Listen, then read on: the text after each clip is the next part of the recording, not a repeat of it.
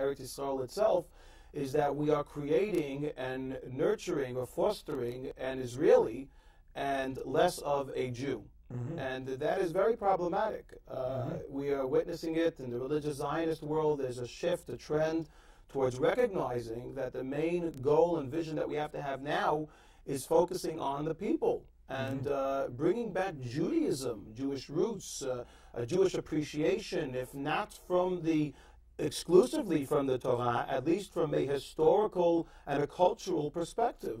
I meet Israelis who live in Tel Aviv who have not been in Yerushalayim in 11 years, which is mind-boggling. I mean, even, put aside the religious aspect, just from a cultural and, historical perspective, one would think that every Israeli should have been, or at least frequent Jerusalem certainly more frequently than that. For the historic sites, the archaeological? Absolutely, absolutely. And in a world that we live in, which is so geared towards instant gratification and towards the internet and towards, I want it and I want it now, it becomes that much more challenging to, to develop a sense and appreciation of a history and of slowly foreseeing a future that can come out of an ideology.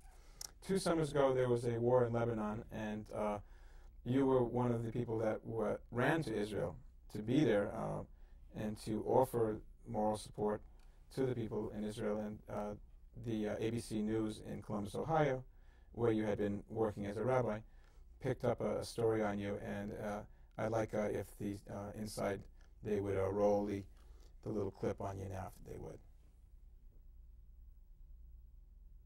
With so much bloodshed right now in the Mideast, it seems like the wrong time to move there.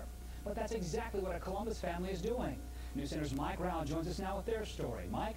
Gabe, this family has no second thoughts about leaving Columbus for Israel. They told me it's a place they feel they must be, even in a time of war. Here we have some more books over here. Their living room is filled with boxes and suitcases. Let's put that down there. Thank you. Rabbi Shalom, his wife Gabby, and their 6 children are busy packing up all their belongings. Even a war won't stop them from moving back to Israel. I think most people are very nervous for us. They feel that, here is so safe, and by us going back to Israel, we're putting ourselves in some kind of dangerous situation. I'm a very holy man. Shalom has been the rabbi at Temple Beth Jacob in Columbus for a year and a half. But the family used to live in Israel. In fact, all their children were born there. Israel is our home.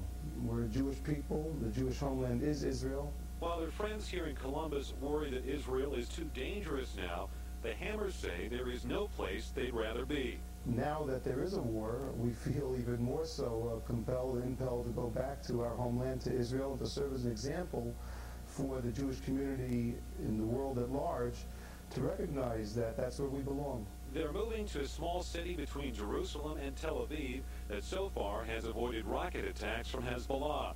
The city has become a haven for evacuees from northern Israel. I spoke to my friends this morning, and they've had actually 6 busloads of people come to our town from up north, and they're putting them up in schools. So they're packing up because no matter what's happening in Israel, they want to be a part of it.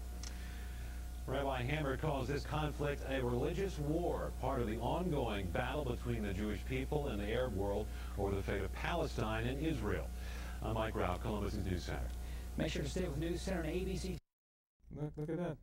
So, Rabbi Hammer, when you moved back, like the little clip on you show that you moved with your family, lovely family, by the way. Thank you. I think so too. When I get to see them. Where did you move to? What city did you live in when you went there? Well, we moved back from Columbus to Beit Shemesh. And Okay. We were living in Beit Shemesh prior to our moving to Columbus. We went back to the same house that we live in now. Okay.